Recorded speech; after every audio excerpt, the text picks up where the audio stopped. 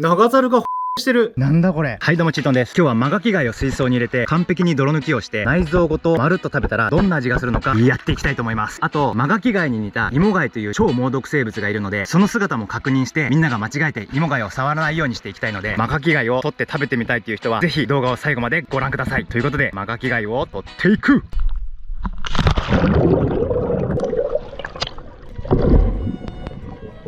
早速海に潜ると何やら大きなクラゲが海藻に引っかかっていました。よく見ると30センチほどの触手が揺らめいていました。これは触っちゃいけないやつ。マガキ貝エリアにやってきました。いっぱいありますね。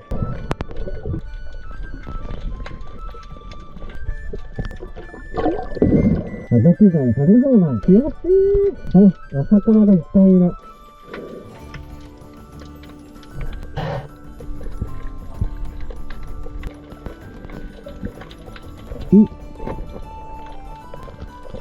これはお魚さ。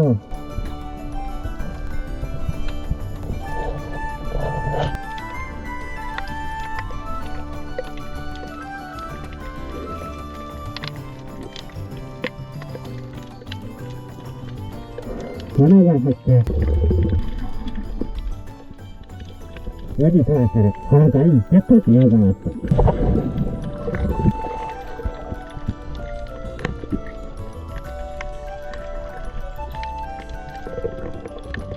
宮貝発見しました。触りましたかな。皆さんは素手で触らないでください。宮貝ゲット。ということでマガキ貝とイモ貝とホラ貝を取ってきました。こうやって見るとマガキ貝とイモ貝はよく似ていますね。マガキ貝もイモ貝と全く同じサイズのものが存在するので、その2つが海底に並んでいるとパッと見では見分けをつけるのは難しいです。ただね、マガキ貝にはこうやって芽を出すための切りかきがあります。これをしっかり見ればイモ貝との判別がつきます。見ての通りイモ貝には切りかきがありません。なんでね、そこで見分けることができます。間違えてイモ貝を持ってしまって毒盛りで刺されてしまうと、このトキシンという神経毒が注入されて最悪の場合人間も死んでしまいます。ただイモ貝にもいろいろ種類があって、ゴカイを食べる仲間であったり魚を食べる仲間、貝を食べる仲間がいて、特に魚を食べるアンボイナガイなどはめちゃくちゃ猛毒で、実際に人間が刺されて死亡してしまったケースがあります。みんなはね、間違えてもイモ貝を触らないようにしましょう。とにかくね、マガキ貝のこの切りかきを見て判別するようにしてください。そういった夜食の図鑑チートン動植記が本日発売になります。身近な野草や食べられる生き物などの特徴がいろいろと載っています。皆さんの夜食の第一歩となったら僕もめちゃくちゃ嬉しいです。概要欄にリンクがあるのでぜひそちらからご購入ください。あ、亀の手がある。こちらは亀の手。これもね、チートン動植記の夜食図鑑に載っています。今ちょうど海水が流れてきたタイミングで満脚を広げてプランクトンを食べています。さて帰りたいところではあるんですけど、ここで採れたマガキ貝があんまり大きいサイズではないので、もう一箇所探しに行ってみたいと思います。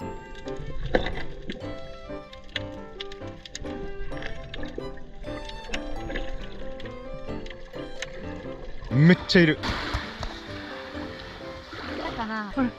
ナイスゲット。いいサイズ、いいサイズ。はい、こちら以前取ったヒメスナホリムシではなくてスナホリガニという生き物です。あ、また妻が見つけてくれたみたいですね。うまいね。捕まえるの上手。カニという名前はついてるんですけど、実はヤドカリの仲間です。砂の中に潜んでいて砂浜のお掃除をしてくれています。これも素揚げなどにして食べるとエビやカニの味がして美味しい甲殻類の仲間です。あっという間にね、砂に潜るので見ててください。せーのせーの。こことここにいますね。あー、泳いでいった。そこら辺の海水浴場にやってきました。果たしてこんな海にマガキ貝がいるのか探していきましょう。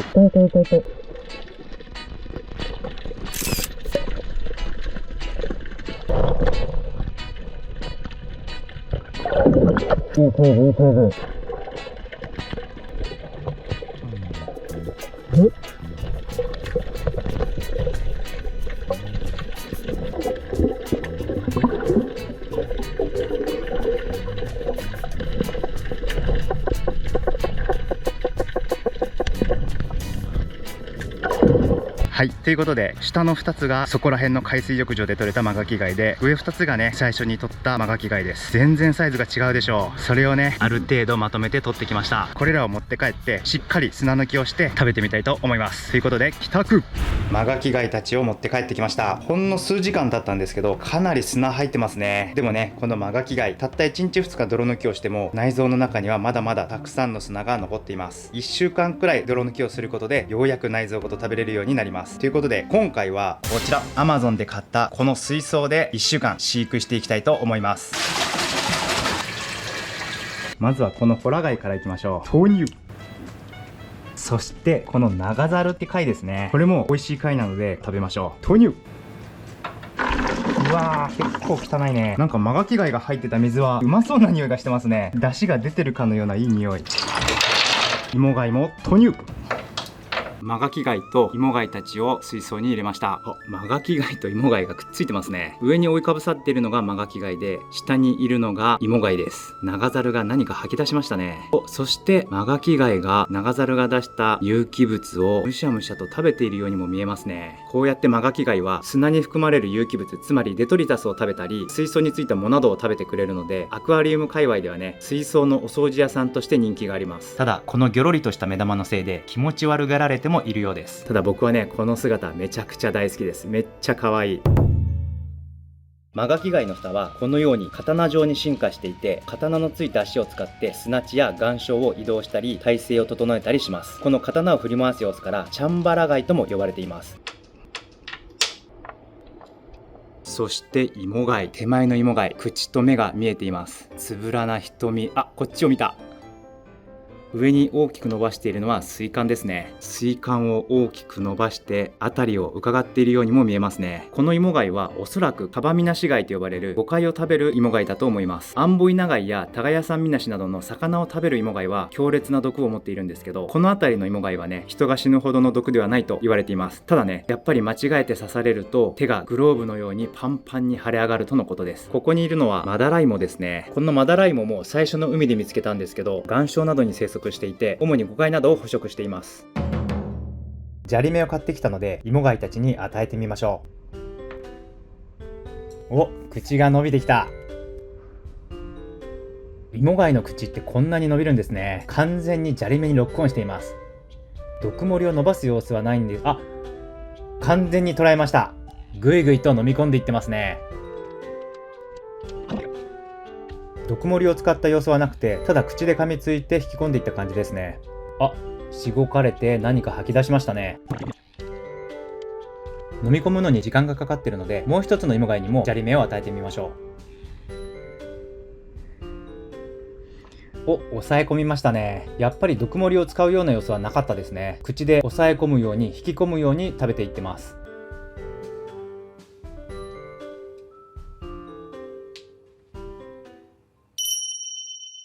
このカバミナシ貝も他の芋貝と同様に内臓に5ミリから2センチ程度の歯舌と呼ばれる毒盛りを有しています。ただ今回それが活躍したのかどうかはちょっとわからなかったですね。もしカバミナシ貝の毒盛りについてご存知の方がいたらぜひコメント欄で教えてください。ということで芋貝の食事風景でした。このまま1週間放置してしっかり泥抜きをしてね、内臓まで食べていきたいと思います。ということで時飛ばし。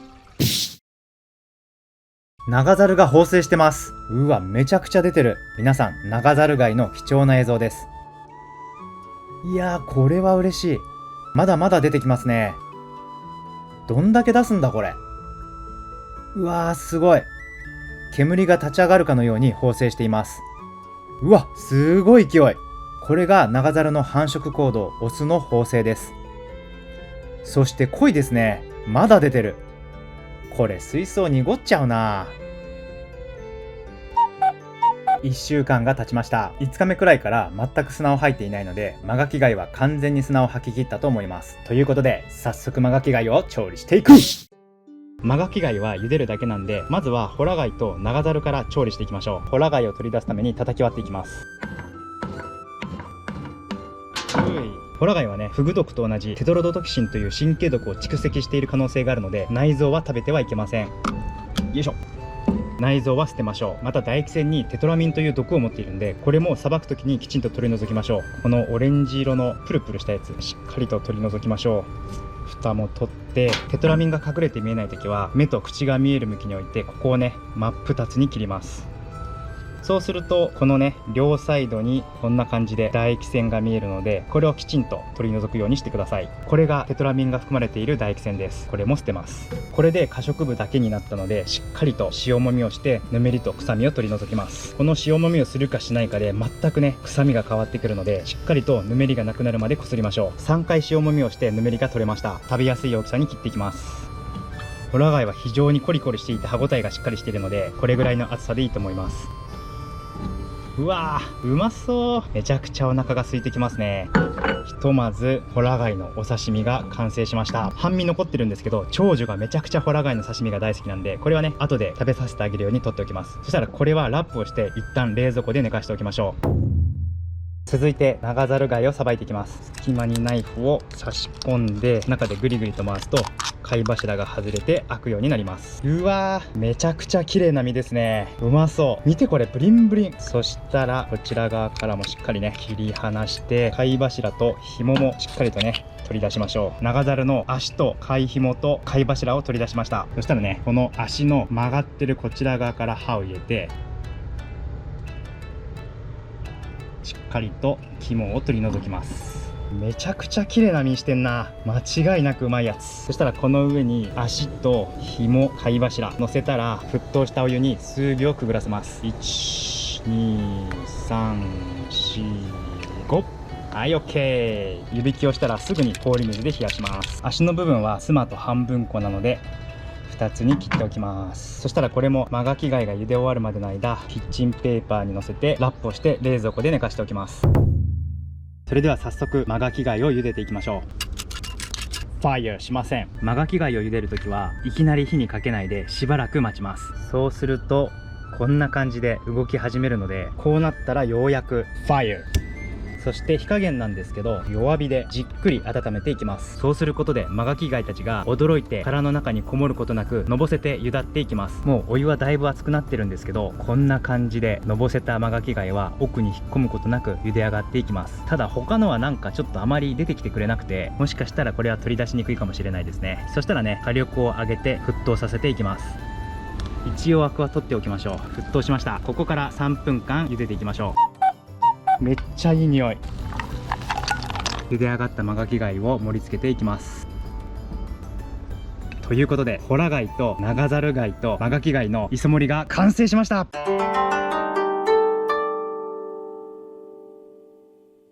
海の恵みに感謝していただきます。これもうどう考えてもうまいでしょう。まずはホラ貝から醤油を少しつけていただきます。甘っ。ホラ貝の刺身ってね本当に甘い。何回食べてもこれは外れがありません。甘いし臭みも全くなくって本当に美味。これはもう我慢できない。いただきます。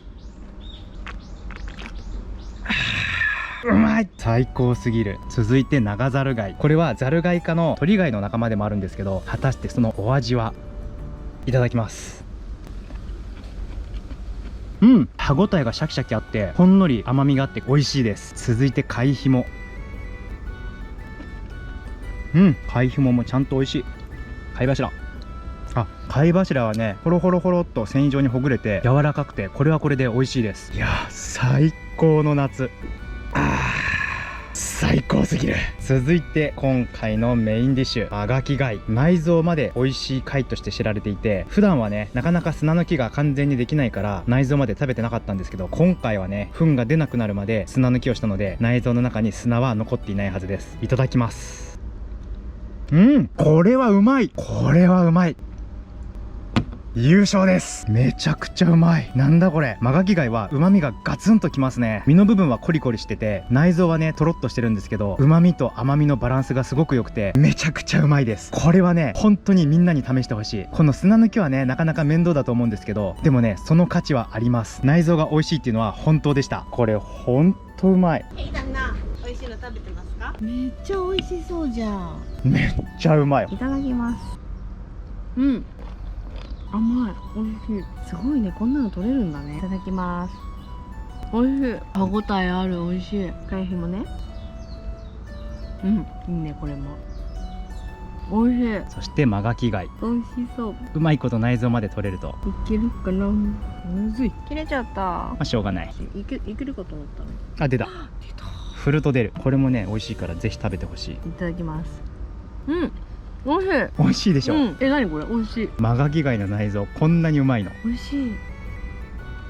うまい、美味しい。甘い。もう一個食べていい？いいよ、食べて。てるん。いけた？あ、内臓まで取るのちょっと難しいな。難しくない？あ、取れた取れた。食べたいのに。うめえ。むずっ。これはこうやって振る。あ、出た。ここに出ました。すごいね、ジャリジャリしない。全くジャリジャリしない。めっちゃ美味しい。海で遊んでこれを食べれるのが最高だね。